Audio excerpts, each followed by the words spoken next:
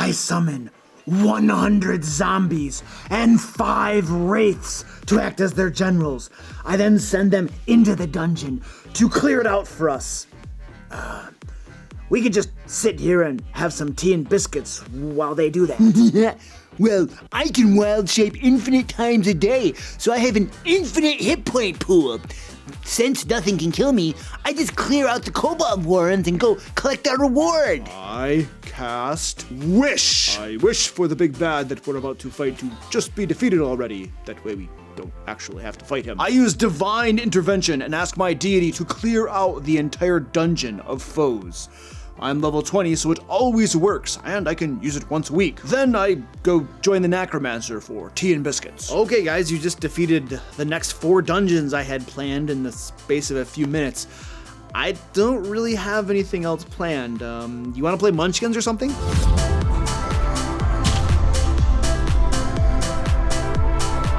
There is a reason that lots of groups never run high-level D&D campaigns. Besides groups falling apart due to scheduling issues, of course. And there is a reason that the modules Wizards of the Coast publishes usually don't go beyond level 12 or 15, because running high-level D&D isn't easy. So today, I'm gonna give you 10 tips for running high-level D&D campaigns. And if it still blows up in your face, you know where to find me. Just leave some angry comments down below like usual. You know how this works. But first, allow me to regale you with an important announcement.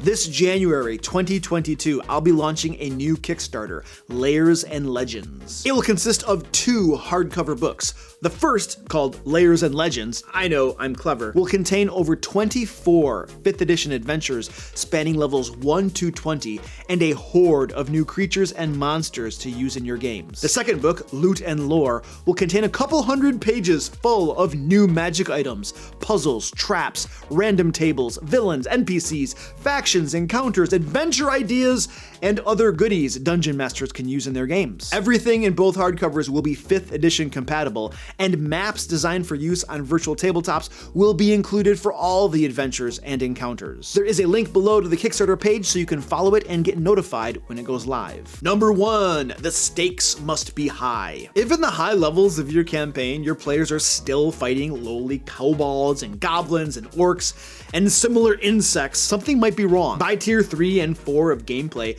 characters should be confronting issues that are kingdom-ending and even world-ending in scope, and problems of that nature usually involve epic bad guys too. But not only that, failure should have horrific consequences as well.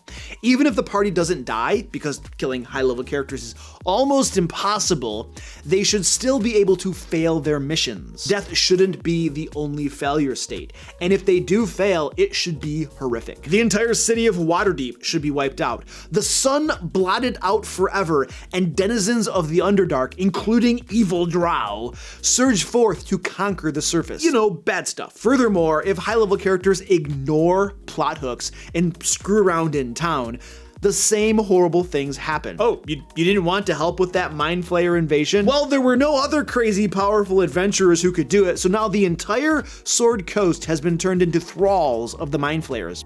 Good job. And sometimes failure might mean beating the bad guy, but destroying half the continent in the process. Sometimes even victory can have terrible consequences. Also, you want your players to feel threatened and menaced. The issues they're dealing with and the creatures they're fighting should leave them doubting if they'll succeed or not. There should be a bit of healthy fear in their hearts. Number 2, don't neglect the 3 pillars. Social interactions should still be a strong focus of the game. It may be tempting now that the PCs all have these strong combat abilities and spells to move toward a combat-heavy game, but be careful with this. First, combat at high levels tends to take much longer than at low levels, and players still like interacting with NPCs and each other. The game shouldn't turn into a dungeon crawl that minimizes social interactions unless that's what all the players really want, and they probably don't. But give them cool people to interact with, and certain NPCs that are also high level. They should be rubbing elbows with archmages and kings and silver dragons at their higher levels. And these social interactions should be impactful to the direction of the game and have real meaning, or just be a chance for the players to bullcrap a little and relax in between tense combats. Of course, other groups drift the other way and have almost no combat at the higher levels. Like, why? Did your players suddenly decide that they don't like combat? Did they decide that now that they have all of these cool abilities and spells, that they don't really want to use them? And some people be like, but Luke, the characters are so powerful at high levels that no one in the game world wants to oppose them or challenge them. That's such horse crap. Go flip through the Monster Manual again, or Mordenkainen's Tome of Foes, or even better, the Tome of Beasts 1 and 2. You will definitely find some high power bad guys in there for them to fight. Other people be like, well, they use their abilities and spells, but we resolve it all narratively without rolling dice. Okay, sure, there is a time and place for that. But unless you have a very special group, I'm willing to bet you that at least some of your players would still love tactical combat and want you to whip out that grid and mini so they can use their cool stuff in a battle or two. And exploration, the other pillar, should now involve the party finding fantastical elements as they travel the world or explore the latest dungeon. A tower that disappears every morning and reappears somewhere else in the world. A glowing goblin that can tell you your future for the next 5 minutes if you feed it a gem worth 5,000 gold pieces. You know, cool stuff like that. One might argue that you should have cool stuff like that throughout the entire game, but certainly by the higher levels, you should be incorporating that kind of awesome stuff. By the way, if you're enjoying this video, perhaps finding this information mildly helpful, give me a thumbs up and leave a comment for the algorithm down below. Let YouTube know that I don't completely suck. Number 3, adjust the game for the characters. At high levels, you must be aware of the PC's abilities and spells and adjust your campaign accordingly so that they might be challenged on their adventures. This is not you negating their cool powers. And I know the moment I say this, people are going to be in the comments saying that. I'm not saying that. I'm literally not saying that. Stop writing that comment. I'm not saying that. You're not negating their cool powers. People are still going to leave that comment. What you're doing is you're making sure they aren't bored out of their minds as they steamroll one meaningless encounter after another. There needs to be challenge in the game. You need to adjust things based upon how powerful they are. This is how you make things challenging. For instance, I once had a paladin that gave a +5 to saving throws to everyone in 30 feet. So that's the entire party. And once it became clear that no one could ever fail a saving throw ever again, certain things got a little bumpy so the game could be challenging again. I know I'm gonna get angry comments about that as well, and some of those angry comments are gonna be along the lines of, but Luke, there are so many other things you can do to make things challenging. And you're right, there are, and I do those things too. However, at high levels, a game master also needs to adjust the mechanics of the game too, based on the PC's power. Part of adjusting the game also means using more deadly encounters than you did at lower levels. By the time you reach level 15 for sure, you can almost throw out the CR system entirely. I've had high level parties absolutely destroy encounters that were 5 times the deadly threshold according to the challenge rating calculations. And if your party has a cleric, especially a life cleric, jeez, they can handle even more nasty stuff. Get ready to throw the entire monster manual at them. Now, my main strategy for adjusting the game for my players involves observing how adventures and encounter goes, and then adjusting future ones as needed. Number 4, remember the bad guys are high level too. CR20 bad guys such as demons and devils and archfey have been around the block a few times. Sometimes they've existed for centuries. Thus, they know what high level characters can do. They know the powers, abilities, and spells they have at their disposal, and they anticipate their use. So, high-level bad guys prepare their strongholds to protect against scrying and teleportation. They have countermeasures in place for the forbidden spell. They have their own wizards and sorcerers who make ample use of counterspell and dispel magic. They have their own clerics and paladins who can heal and bring both them and their minions back to life. Bottom line, if high-level PCs can do it, the bad guys can do it too. Number 5, build your bosses like bosses. If you roll up with a pathetic pansy of a boss, even if the stat block says CR24, you'll find out really fast with a high-level party of characters. If you don't know how to run the boss optimally, you'll find out fast. If you didn't read the stat block carefully beforehand and are trying to wing it, combat will bog down and your boss will likely fall fat. flat on its face. Not only should minions be terrifying at high levels, but bosses should be bosses! Make sure they have legendary resistances, lair actions, legendary actions, and minions to help them in the fight. Give them magic items. Give them immunity over game over conditions like stun and paralysis. Don't skimp here. Be terrifying. Be devious.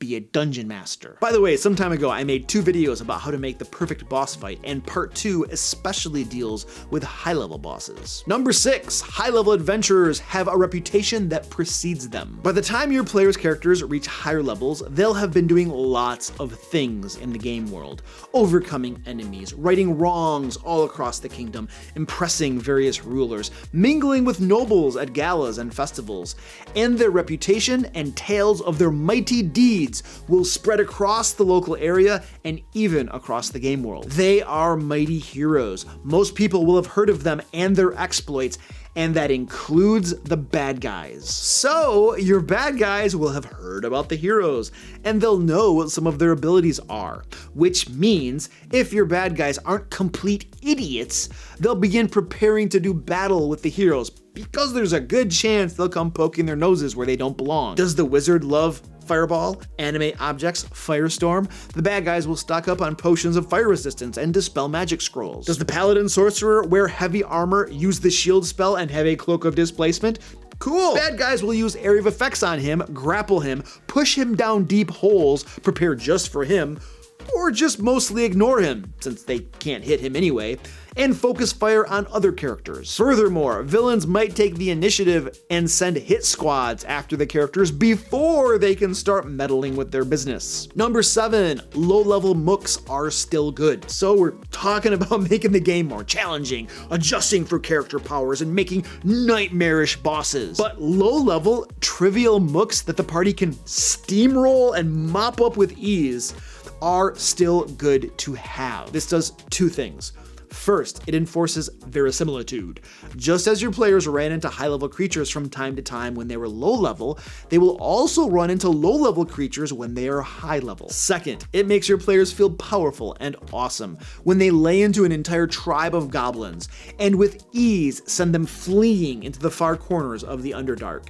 This is good. Your players have earned the right to feel this way. For encounters like this, where victory is a foregone conclusion, I suggest running them narratively without even rolling dice. Simply have your players describe what their characters are doing and narrate the results. Number 8, political connections should become a thing. Even if you're not running a political campaign, the heroes will have interacted with lots of different factions and likely nobles and government officials, or at least helped resolve problems that affect them. So there will be groups that will hold them in high regard, pay them respect, and possibly owe them favors. On the other side of the coin, there will be evil factions the heroes have slighted, and who will be looking for revenge. So even if you don't make politics a big part of your game, consider touching on them at least a little bit. Doing so will help your players feel awesome and truly heroic. Number 9, give bad guys cool bases. At low level, it's fine for your bandits to have their hideout in some rickety buildings in the forest. However, at high levels, your bandits should be Githyanki raiders who have their base on the astral plane inside the corpse of a floating titan. Think fantastical and cool. Your bad guys are super powerful creatures at high levels. They have access to things low-level bad guys don't, so go hog wild and make things super cool. What would you rather do as a level 17 character? Clear out yet another set of tunnels in the sewers, or delve into the intestines and internal organs of a long-dead deity? Okay, maybe some of you are grossed out by that, but it's still cool. Number 10, know your players. Be honest. Some players are not cut out for high-level games. Are they going to try to wish away the boss of every dungeon?